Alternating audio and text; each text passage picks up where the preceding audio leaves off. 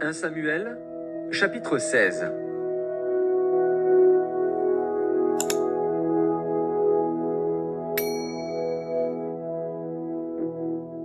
L'Éternel dit à Samuel, « Quand cesseras-tu de pleurer sur Saül? Je l'ai rejeté, afin qu'il ne règne plus sur Israël. Remplis ta corne d'huile, et va, je t'enverrai chez Isaïe, Bethléemite, car j'ai vu parmi ses fils celui que je désire pour roi. » Samuel dit, « Comment irai-je?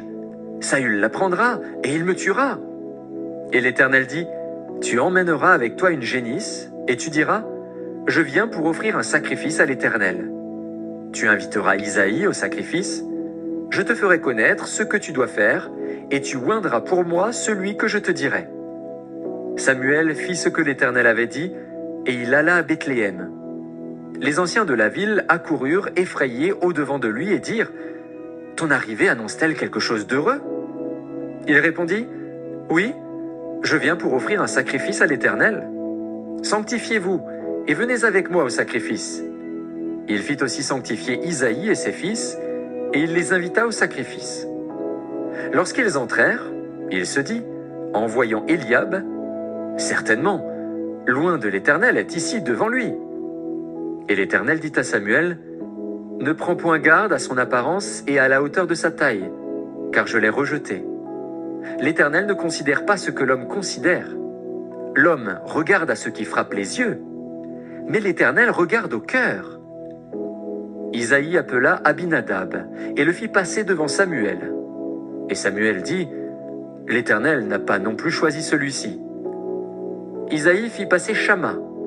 Et Samuel dit, « L'Éternel n'a pas non plus choisi celui-ci. » Isaïe fit passer ses 7 fils devant Samuel, et Samuel dit à Isaïe, « L'Éternel n'a choisi aucun d'eux. » Puis Samuel dit à Isaïe, « Sont-ce là tous tes fils? » Et il répondit, « Il reste encore le plus jeune, mais il fait paître les brebis. » Alors Samuel dit à Isaïe, « Envoie-le chercher, car nous ne nous placerons pas avant qu'il ne soit venu ici. » Isaïe l'envoya chercher. Or il était blond, avec de beaux yeux et une belle figure. L'Éternel dit à Samuel, « Lève-toi, oins-le, car c'est lui. » Samuel prit la corne d'huile et l'oignit au milieu de ses frères. L'Esprit de l'Éternel saisit David, à partir de ce jour et dans la suite. Samuel se leva et s'en alla à Rama. L'Esprit de l'Éternel se retira de Saül, qui fut agité par un mauvais esprit venant de l'Éternel. Les serviteurs de Saül lui dirent, « Voici, un mauvais esprit de Dieu t'agite. Que notre Seigneur parle, tes serviteurs sont devant toi. Ils chercheront un homme qui sache jouer de la harpe, et, quand le mauvais esprit de Dieu sera sur toi, il jouera de sa main, et tu seras soulagé. » Saül répondit à ses serviteurs, « Trouvez-moi donc un homme qui joue bien, et amenez-le-moi. » L'un des serviteurs prit la parole et dit, « Voici, j'ai vu un fils d'Isaïe, Bethléemite, qui sait jouer.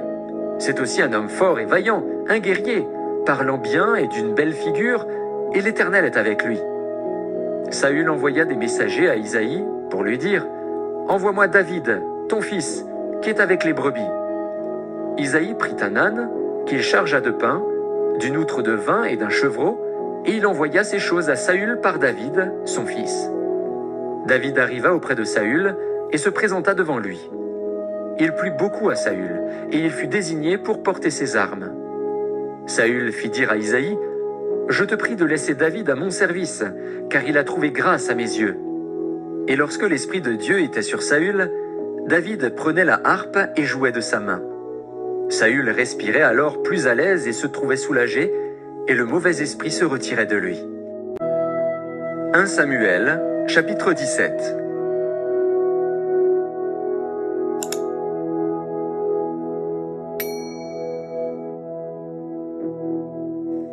Les Philistins réunirent leur armée pour faire la guerre, et ils se rassemblèrent à Soko, qui appartient à Juda. Ils campèrent entre Soko et Azéka, à Éphès d'Amim. Saül et les hommes d'Israël se rassemblèrent aussi. Ils campèrent dans la vallée des Térébintes, et ils se mirent en ordre de bataille contre les Philistins. Les Philistins étaient vers la montagne d'un côté, et Israël était vers la montagne de l'autre côté, la vallée les séparait. Un homme sortit alors du camp des Philistins et s'avança entre les deux armées. Il se nommait Goliath, il était de Gath, et il avait une taille de 6 coudées et 1 empan. Sur sa tête était un casque d'airain, et il portait une cuirasse à écailles du poids de 5000 cycles d'airain. Il avait aux jambes une armure d'airain et un javelot d'airain entre les épaules. Le bois de sa lance était comme une ensouple de tisserand, et la lance pesait 600 cycles de fer. Celui qui portait son bouclier marchait devant lui. Le Philistin s'arrêta, et, s'adressant aux troupes d'Israël rangées en bataille, il leur cria « Pourquoi sortez-vous pour vous ranger en bataille? Ne suis-je pas le Philistin, et n'êtes-vous pas des esclaves de Saül? Choisissez un homme qui descende contre moi. S'il peut me battre et qu'il me tue, nous vous serons assujettis.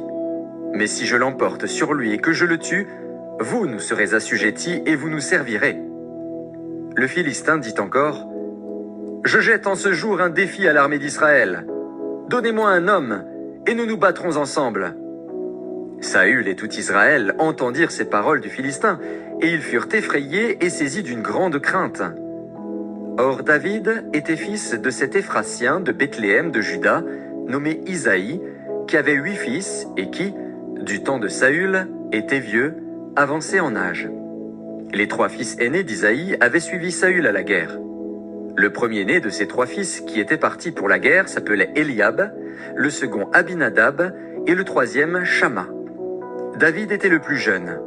Et lorsque les 3 aînés eurent suivi Saül, David s'en alla de chez Saül et revint à Bethléem pour faire paître les brebis de son père. Le Philistin s'avançait matin et soir, et il se présenta pendant 40 jours. Isaïe dit à David, son fils, « Prends pour tes frères cet épha de grains rôtis et ces 10 pains, et cours au camp vers tes frères. Porte aussi ces 10 fromages au chef de leurs milliers.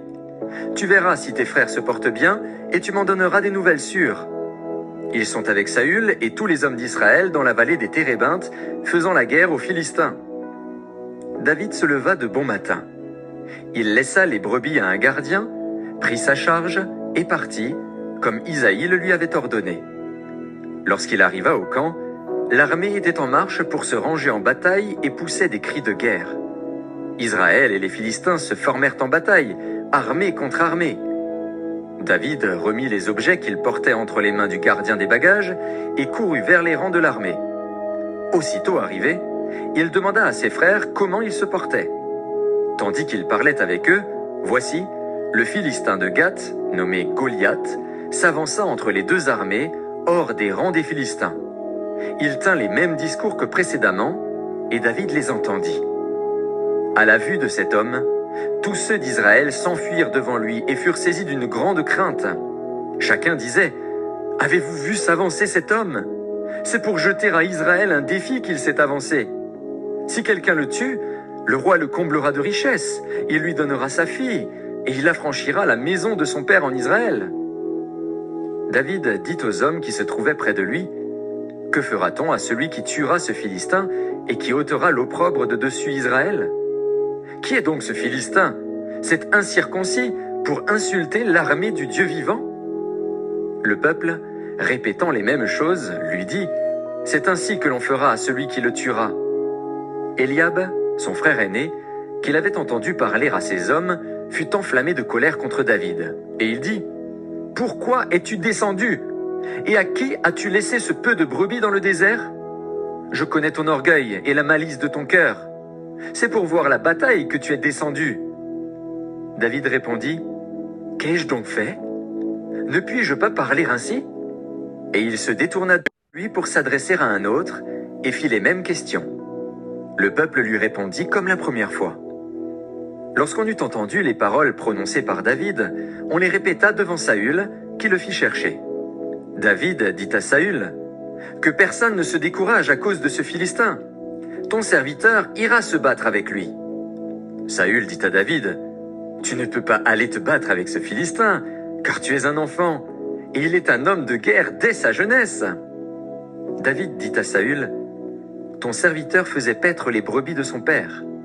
Et quand un lion ou un ours venait en enlever une du troupeau, je courais après lui, je le frappais et j'arrachais la brebis de sa gueule.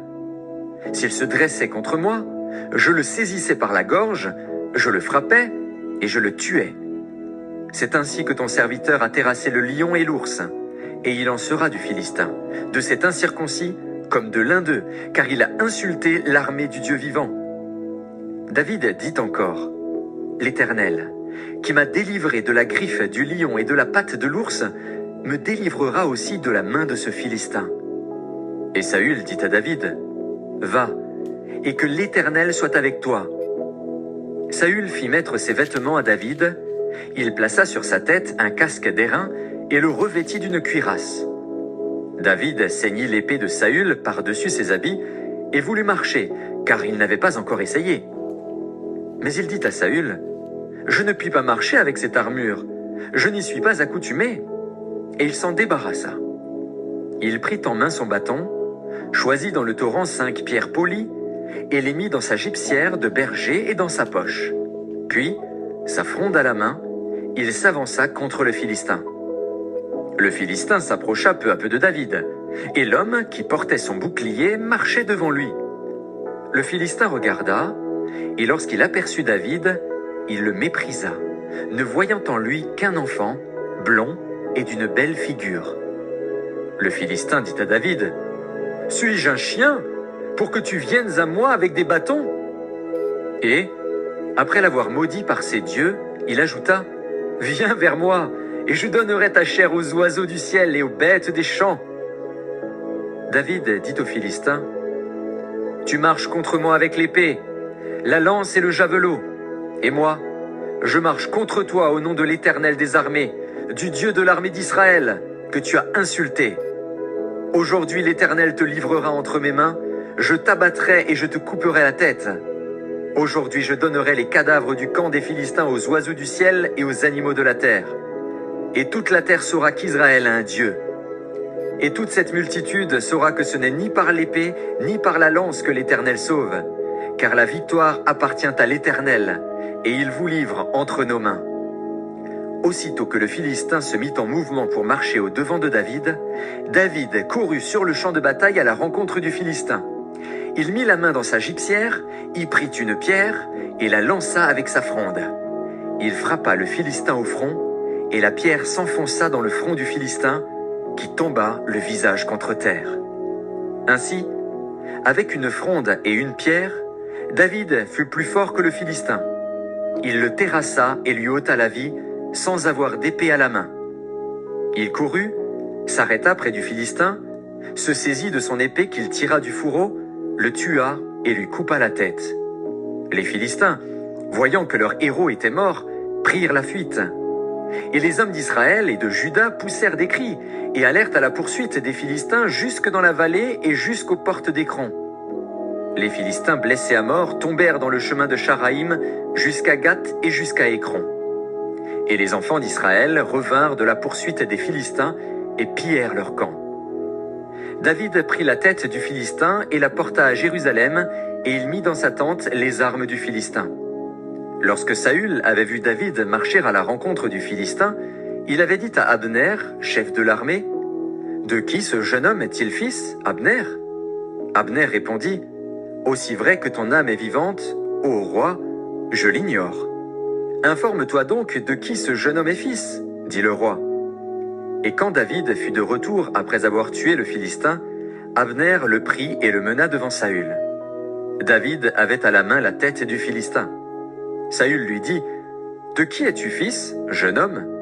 Et David répondit, « Je suis fils de ton serviteur Isaïe, Bethléemite. » Bien-aimés dans le Seigneur,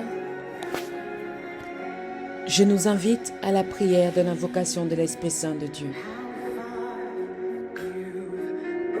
Seigneur notre Dieu, notre bon Père, nous te bénissons, nous te rendons des actions de grâce.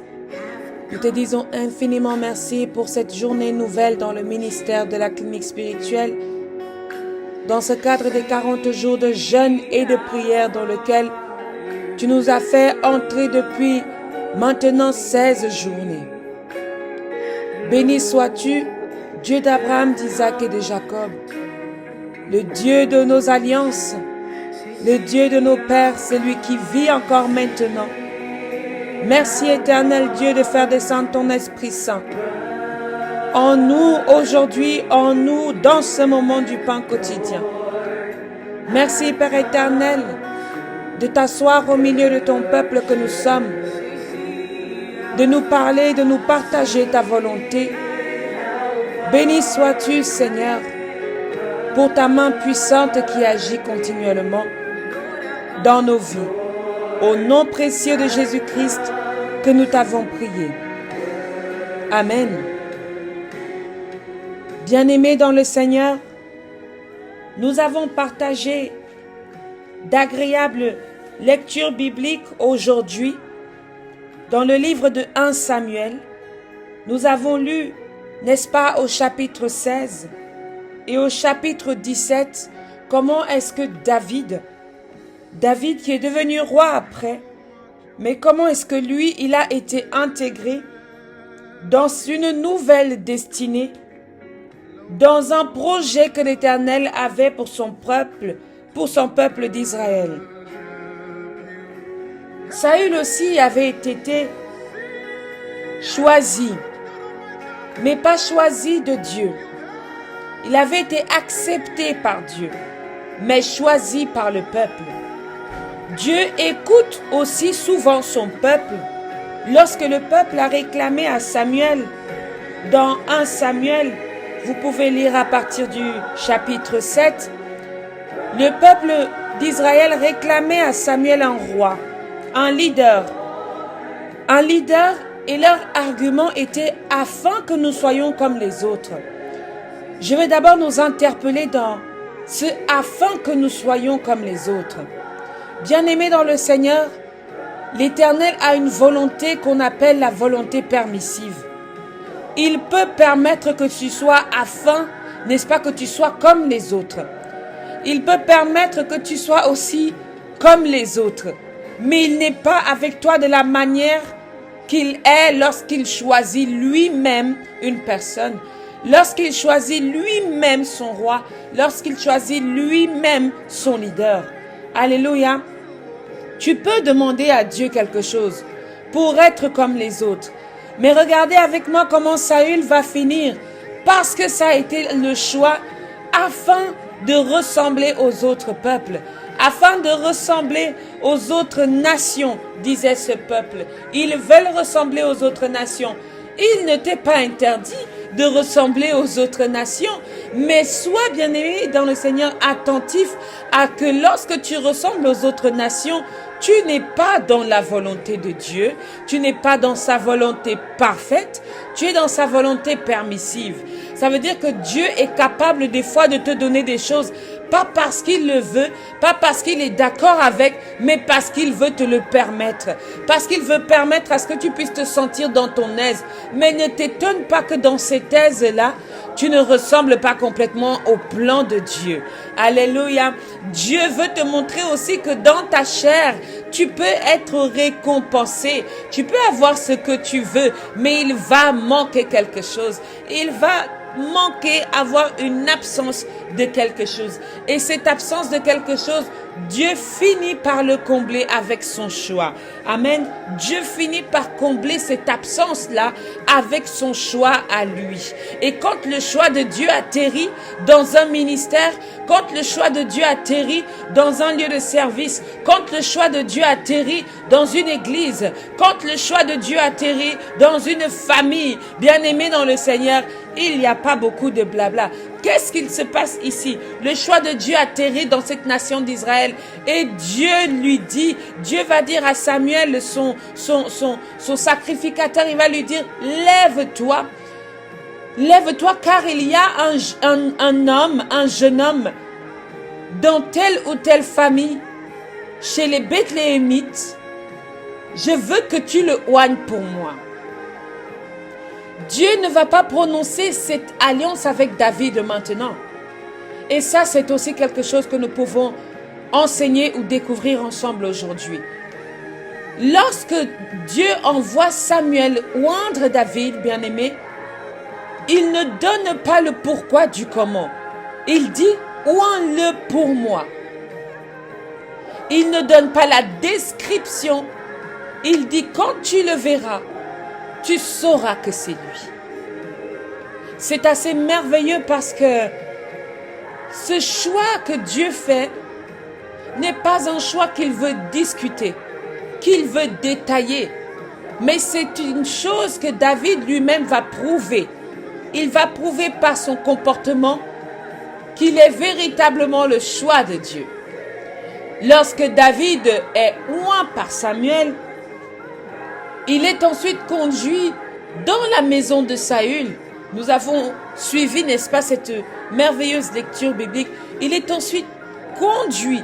Il est oint, n'est-ce pas? Et lorsqu'il est oint, il n'entre pas tout de suite dans le ministère.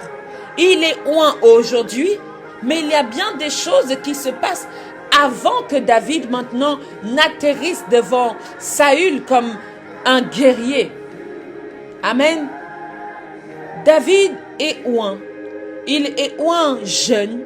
La Bible parle d'un jeune homme aux beaux yeux et à la belle chevelure.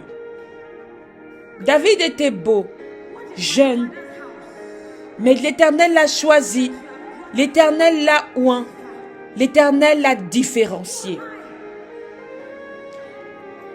Après cela, c'est Saül qui a été tourmenté par de mauvais esprits. Dieu marquait déjà son départ de la volonté des hommes. Il a été le choix des hommes, Dieu a accompagné ce choix, mais Dieu a une mission, Dieu a une volonté pour son peuple, Dieu a un destin pour nous, Dieu a un destin pour Israël, que nous sommes toi et moi aujourd'hui.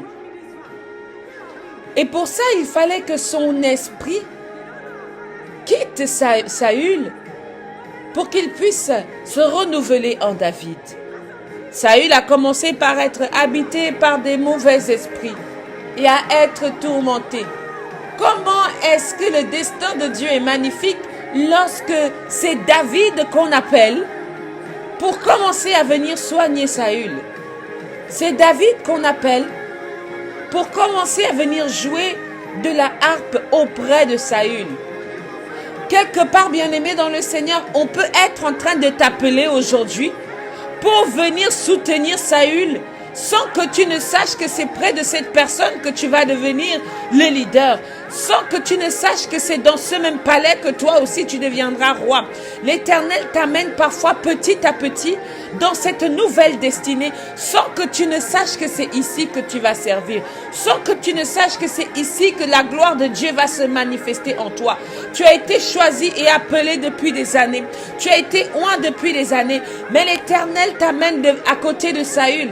Au début, tu ne joues que de la harpe, mais bien aimé dans le Seigneur, nous découvrons que petit à petit, Samuel a fait quelque chose qui sera bien plus grand que le fait de oindre. Samuel aura oint le nouveau roi d'Israël. Et ce nouveau roi, parce que bien aimé dans le Seigneur, dans notre compréhension moderne et contemporaine d'aujourd'hui, nous aimons que lorsqu'on nous oint, c'est directement à ce moment-là que nous entrons dans le ministère. Nous commençons à parler avec orgueil. Nous commençons à diriger avec orgueil. Nous commençons à entrer dans c'est moi qui suis le choix de Dieu. C'est moi qui suis l'ancien d'église. C'est moi qui suis le nouveau pasteur. C'est moi qui suis ceci. C'est moi qui suis cela. Eh bien, David avait été oint pour être le nouveau roi, mais il n'en parlait pas. Il n'y avait pas d'orgueil en lui, malgré que son frère lui a dit, je vois ton orgueil. Ce n'est pas le même orgueil. Ici, quelque part, le frère voulait dire, je vois ta curiosité qui fait que tu es dans le camp de l'armée qui combat. Mais tu n'as rien à faire ici parce que ici c'est la place de ceux qui combattent.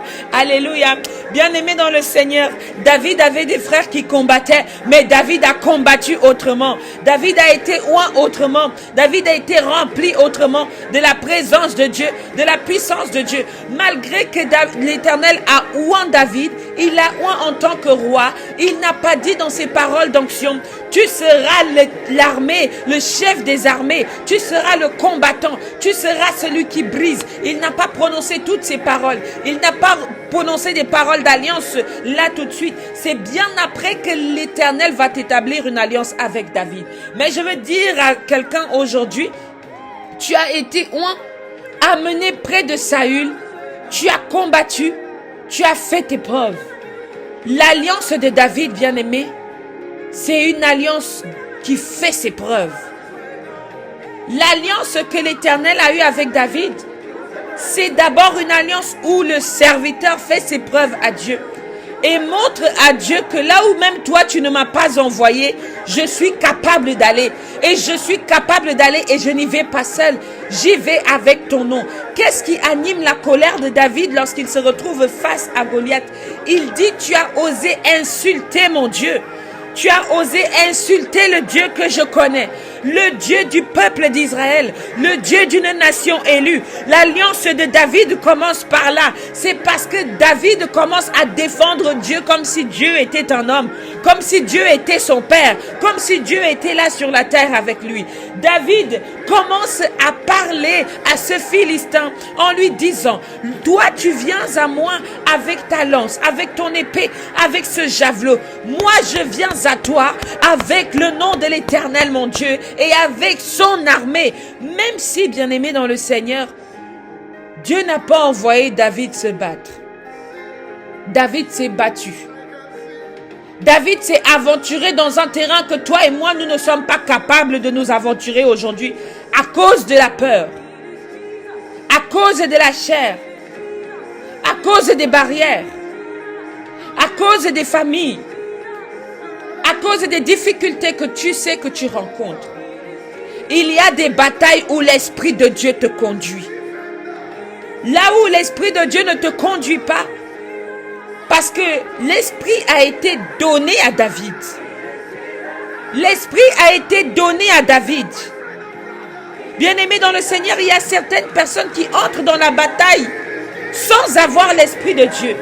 Sans avoir l'Esprit de Dieu.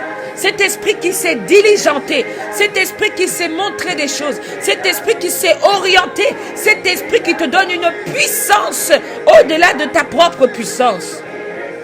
Il avait l'Esprit de Dieu. Je ne recommande pas à quelqu'un d'entrer dans une bataille qui les dépasse sans l'Esprit de Dieu. Amen. David a été un homme de guerre. David a été un homme de puissance, a été un homme de force. C'était le guerrier de l'Éternel. Le guerrier de l'Éternel. Lorsque David combattait, son armée se multipliait. Son armée se multipliait. Une force était multipliée en lui. Une force était multipliée en lui. Dieu ne te choisit pas, bien-aimé, hors de ce que tu sais déjà faire. Dieu vient choisir David. Et David n'a même pas besoin forcément que Dieu le défende. Il va dire au roi Saül que oui, mon roi, là où je suis là, mais je combattais déjà. J'étais déjà dans les champs. Je combattais les ours. Je combattais les lions. Je montais sur eux. Et je les tuais. Alléluia. Et je les tuais, va dire David, face à ce Philistin qui menace le peuple d'Israël. David a combattu et son alliance a été l'alliance royale. Un roi n'est pas celui qui va s'asseoir au fin fond de son fauteuil et qui donne des ordres. Un roi, un leader, c'est celui qui se mouille à la tâche. C'est celui qui prend les devants dans sa famille. C'est celui qui parle au nom de son frère, qui parle au nom de sa sœur, qui parle au nom de Dieu, qui parle dans sa famille au nom de sa propre mère. Un roi bien-aimé dans le Seigneur, c'est celui qui dépasse, n'est-ce pas, le confort de la couronne. C'est celui qui dépasse le confort de la nourriture, mais celui qui entre dans la bataille. celui qui combat, celui qui combat. Et lorsqu'il le combat au nom de l'Éternel. Il le combat au nom de l'armée, avec l'armée de l'Éternel et au nom de l'Éternel, Dieu Tout-Puissant. David a été persécuté, même par ce roi qui l'a remplacé. David a été combattu par plusieurs. David a été persécuté par plusieurs. C'est pour te dire à toi, leader d'aujourd'hui, pour te dire à toi, roi d'aujourd'hui, pour te dire à toi, chef d'aujourd'hui, que tu sois chef de famille, que tu sois berger du ministère, que tu sois leader, bien-aimé dans le Seigneur, tu dois être le premier à entrer sur le champ de bataille. Tu dois être le premier à jeûner. Tu dois être celui qui précède ton armée. Celui qui porte l'armure au nom de l'Éternel Dieu Tout-Puissant. Celui qui va vers le peuple. Celui qui dépasse les capacités humaines pour entrer dans la totalité de ce que Dieu lui donne de faire. Tu es l'aîné d'une famille. À quel moment tu te lèves pour parler de cette famille dans laquelle Dieu t'a fait naître en tant qu'aîné? À quel moment, lorsque tu es le chef de famille, tu t'es levé pour défendre, pour combattre? Vous dites, oh, tel ou tel, dans telle ou telle famille, est sorcier, font telle ou telle pratique. À quel moment, toi, en tant que leader, que tu sois la mère, que tu sois le père, mais tu es celui que l'Éternel a placé dans la tête de cette famille. Où est le sacrifice de ta propre personne? Où est le sacrifice de ta propre personne pour la maison de Dieu, pour le peuple de Dieu, pour les enfants de Dieu? L'alliance de Dieu avec David, lorsqu'il est d'abord élu roi, à la mort des autres rois, c'est-à-dire Saül, il se fait acclamer lui-même roi d'Israël après différentes batailles et combats. Là où il va repousser les ennemis et ramener l'arche qui avait été capturée, n'est-ce pas, par les Philistins. Jonathan, lui-même, a accueilli David comme le roi. Il fait également avec David une alliance d'amitié forte avec lui. Dans le livre de 2 Samuel, bien-aimé, Dieu va parler dans cette alliance où Dieu promet une chose à David. C'est une descendance. Une descendance, c'est pas n'importe laquelle. C'est une descendance, bien-aimée, royale. Une descendance royale. La descendance et l'alliance de David, c'est une alliance royale. Le roi que Dieu va établir pour régner, n'est-ce pas, sur son peuple. Alléluia. L'alliance qui vient de David est une alliance royale. Une alliance de règne. C'est pourquoi, à travers Jésus-Christ, lorsque Dieu fait cette alliance, il fait cette alliance avec David, mais l'alliance avec David s'accomplit en la personne de Jésus-Christ. Vous verrez avec moi, bien-aimés. Vous pouvez lire 1 et 2 Samuel, qui sont des merveilleux livres. Lorsque Dieu établit David roi, il établit la capacité du roi à se mouiller pour son peuple, à se battre pour son peuple, à vivre, n'est-ce pas, dans ce peuple, à vivre, à combattre dans ce peuple. Alléluia. Et c'est également ce que Jésus-Christ va faire. Lorsqu'il vient nous sauver, lorsqu'il vient mourir, lorsqu'il vient être crucifié, sa mort est une délivrance. Sa mort est une libération. David a effectué la libération physique qui a fait couler le sang de l'adversaire. Jésus vient accomplir cette libération de manière spirituelle également, en s'offrant en tant que fils de Dieu sur la croix de l'hysope.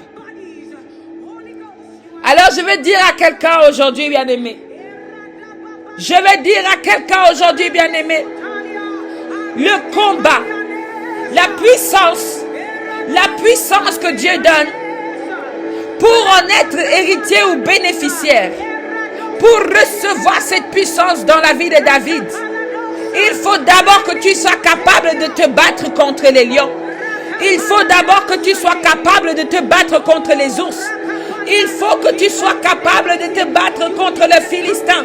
Il faut que tu déploies en toi une conviction incroyable, une foi incroyable, une autorité incroyable face à l'adversité, face à l'oppresseur, face à l'ennemi. N'aie pas peur de l'ennemi. David n'avait en ses yeux aucune peur. David n'avait en son cœur aucun doute. David n'avait en son être aucune peur. Tout ce qu'il voulait, c'est de se venger de ceux qui avaient insulté son Dieu. C'est de se venger de ce Philistin qui avait parlé mal de son Dieu. Ne permets pas qu'on parle mal de ton Dieu. Ne permets pas qu'on néglige le nom de ton Dieu. Lorsque tu t'élèves pour défendre le nom de ton Dieu, Dieu t'arme de sa puissance. Dieu te met une armure puissante. Dieu te met à tes côtés et à ton service le surnaturel, le surnaturel, le surnaturel. Alors si tu crois, bien-aimé dans le Seigneur, la dimension du surnaturel, viens combattre les Goliaths de tes études. Viens combattre les Goliaths de ton entourage. Viens combattre les Goliaths que tu ne connais même pas. Lorsque tu es dans ce ministère, tu rencontres des esprits que tu ne connais pas, des familles que tu ne connais pas, des Goliaths, des totems, des baobabs mystiques. Lorsque tu vas vers ces baobabs maléfiques, l'Esprit de Dieu est avec toi parce que tu crois et tu as foi à la manière de David. Deviens ce combattant pour ta famille. Deviens ce combattant pour ton foyer. Deviens ce combattant au service de l'Éternel. Deviens ce combattant, cette combattante au service du bien, au service de la vérité, au service de la volonté de Dieu, au service de Dieu lui-même. Alléluia. Est-ce que, bien-aimés dans le Seigneur, nous sommes ensemble dans cette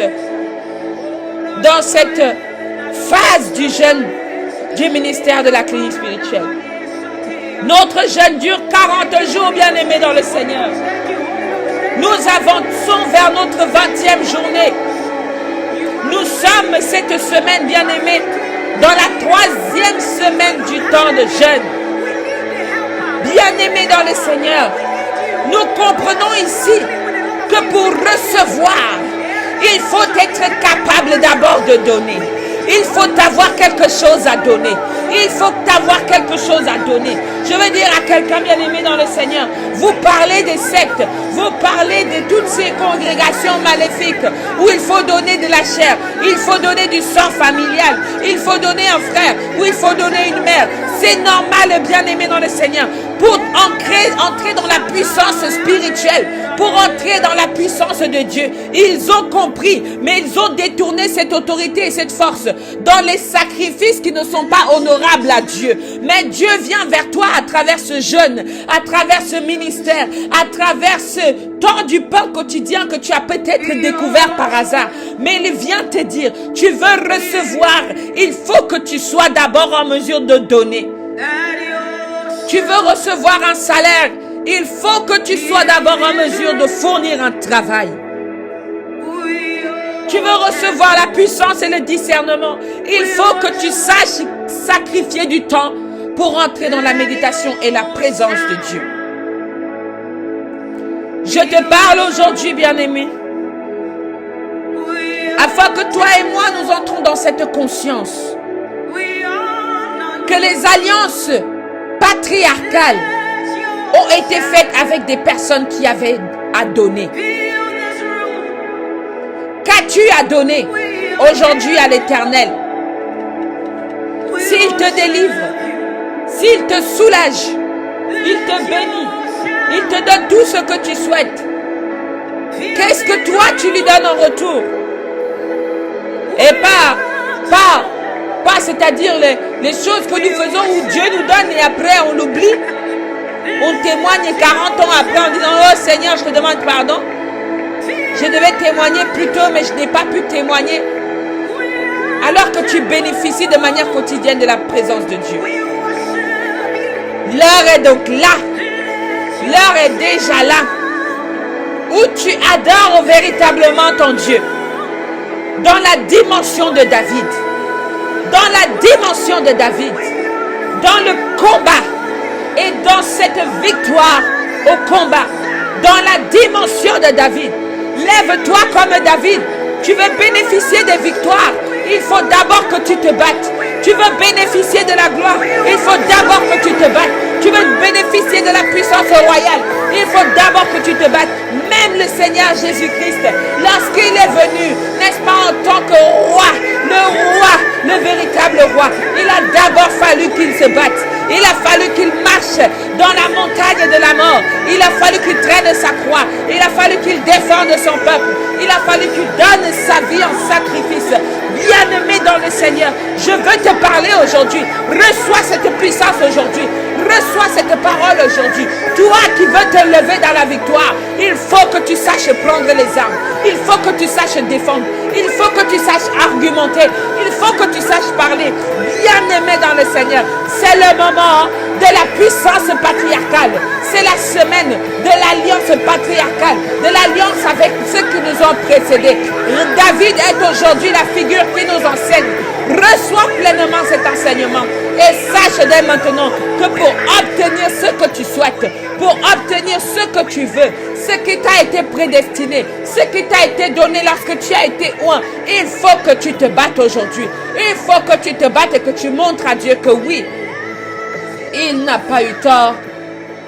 Il n'a pas eu tort de te choisir, que ce soit en tant que diacre, que ce soit en tant qu'ancien d'église, en tant que leader, catéchiste, en tant que chef de ministère, en tant que pasteur, en tant qu'évêque, peu importe ton statut, mais que tu saches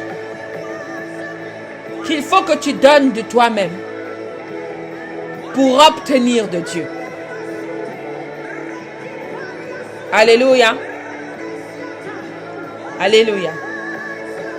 Je bénis le nom de l'Éternel, bien-aimé, lorsqu'il se manifeste chaque jour dans le ministère de la clinique spirituelle.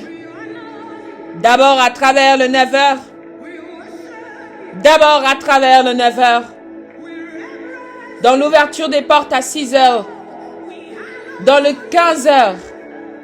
Dans le 18h. Et dans l'intercession de 21h. Lorsque tu entres profondément dans ce temps de jeûne bien-aimé, tu te rends compte qu'il y a des choses que Dieu veut te dire. Peut-être pas tout, mais il y a peut-être une chose qui a pu transformer aujourd'hui une façon dans laquelle tu étais en train de penser. Béni soit le nom de Dieu pour sa main dans nos vies. Et nous bénissons cette alliance avec David. L'alliance royale effectuée et accomplie en Jésus-Christ. Alléluia.